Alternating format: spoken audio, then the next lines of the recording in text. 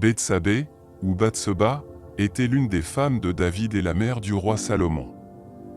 L'histoire de Bethsabée est apparue dans la Bible dans le contexte du péché du roi David. Avant son mariage avec le roi d'Israël, Bethsabée était la femme d'Uri le Hittite. Tout d'abord, profitez-en pour vous abonner à la chaîne si ce n'est pas déjà fait et partagez cette vidéo avec quelqu'un d'important pour vous. Selon la Bible, Bethsabée était la fille d'Éliam et la petite-fille d'Ahiphel le Gilonite. Son nom signifie probablement fille d'un serment ou septième fille. Dans le texte biblique, elle est également désignée sous le nom de Bethsabée, qui signifie fille de l'abondance, comme nous pouvons le voir dans une chronique 3h5. Avant sa liaison avec David, Bethsabée était la femme d'Uri, un soldat hittite de l'armée de David. La Bible ne fournit aucune information ou détail sur la vie personnelle de Bethsabée et d'Uri. Tout ce que l'on sait, c'est qu'un jour David l'a vue se baigner depuis la terrasse de son palais, et que l'endroit où Bethsabée se trouvait n'était pas tout à fait privé. À cette époque, Uri était sur le champ de bataille et servait dans l'armée d'Israël, et toute relation conjugale entre lui et Bethsabée a eu lieu avant ces événements. David a été frappé par la beauté de Bethsabée et n'a pas pu contrôler ses désirs de péché.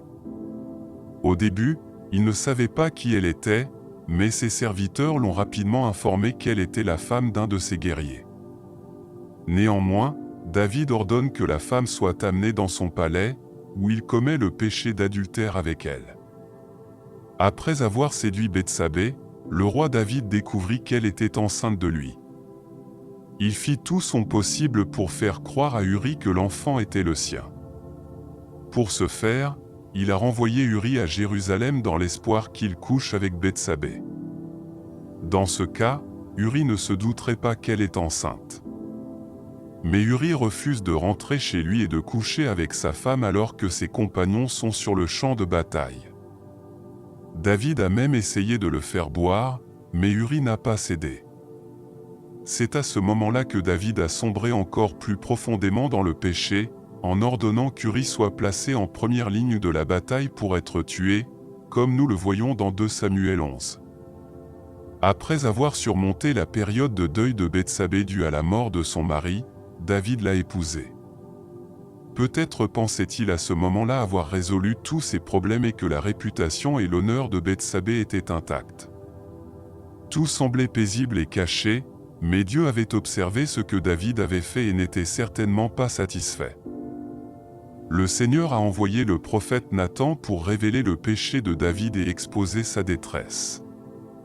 Nathan a d'abord raconté à David une sorte de parabole, et la situation décrite par le prophète a indigné David avant même qu'il ne se rende compte qu'il s'agissait de sa propre conduite pécheresse. Le roi d'Israël a été profondément attristé lorsqu'il a réalisé la gravité de son acte. Cependant, David était un homme selon le cœur de Dieu.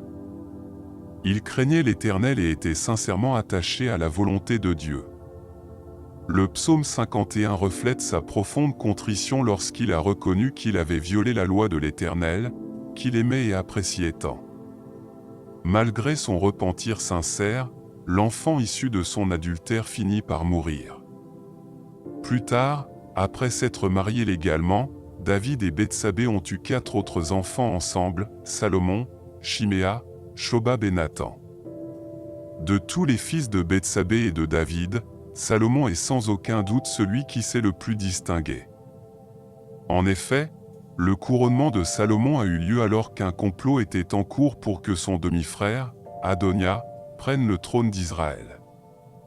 Bethsabée, le prophète Nathan et le prêtre Tsadok ont donc joué un rôle clé pour empêcher Adonia de parvenir à ses fins. Ils ont réussi à persuader David de proclamer rapidement Salomon comme roi. Avec l'ascension de Salomon, Bethsabée devient la reine-mère d'Israël.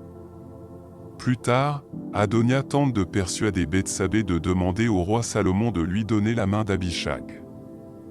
Abishag avait été la femme de David. C'est dans le contexte de cette demande qu'Adonija a trouvé la mort, comme nous le lisons dans 1 Roi 1 à 2.